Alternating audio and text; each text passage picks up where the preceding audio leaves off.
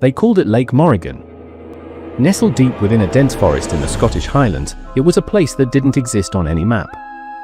No GPS could track its location. Locals only whispered about it in hushed tones, always with a superstitious cross of the heart or a glance over the shoulder. It was said that those who dared to visit never returned the same, if they returned at all. Eleanor Whitby was a horror novelist by profession, but a skeptic by nature. Paranormal myths and haunted tales fueled her stories, but she never truly believed in them. She thrived on facts, not folklore. So when she stumbled upon a century-old journal in an antique bookstore in Inverness, detailing eerie sightings and disappearances around Lake Morrigan, her curiosity was piqued, not as a believer, but as a writer in need of her next bestseller. The journal belonged to a man named Alistair Crowe, a botanist from the late 1800s. It was filled with detailed notes about the flora near the lake, but there were strange entries too, entries about glowing eyes under the water, voices echoing from the forest, and a constant feeling of being watched.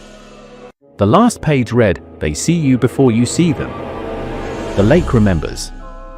Ignoring the warnings, Eleanor packed her gear and hiked into the highlands. The directions were vague, relying on landmarks that had likely changed over time. She wandered for hours, but just as dusk settled, she stumbled upon the still, dark waters of Lake Morrigan. The air was unnaturally cold, the forest around it silent. She set up her tent and began documenting. That night, she was awoken by whispers. At first, she thought it was the wind. But as she stepped out of the tent, she saw them, eyes. Hundreds of glowing, lidless eyes shimmering beneath the surface of the lake. Frozen with fear, she watched as a pale hand slowly emerged from the water, followed by a face, blank, porcelain-like, expressionless. Then another. And another. Figures with hollow eyes began crawling out of the lake, their movements jerky and unnatural, as if they had forgotten how to use their limbs. She grabbed her camera, but nothing showed on the screen. Only blackness. She ran. Branches slapped her face, roots tripped her, but she didn't stop. The whispers turned into screams, voices begging her to see them, to remember them. As she reached a clearing, she looked back once. The lake was calm again. Empty. Eleanor found her way back to Inverness the next day, disoriented and pale.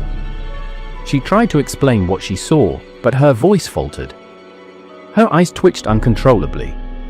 She locked herself in her hotel room and wrote for days. The resulting novel, The Lake of Eyes, became a sensation. Readers were horrified, mesmerized, unable to put it down. But Eleanor never wrote again. Weeks later, she was found dead in her room, eyes wide open, staring at nothing. In her hand was a note. "They followed me back. The lake never forgets."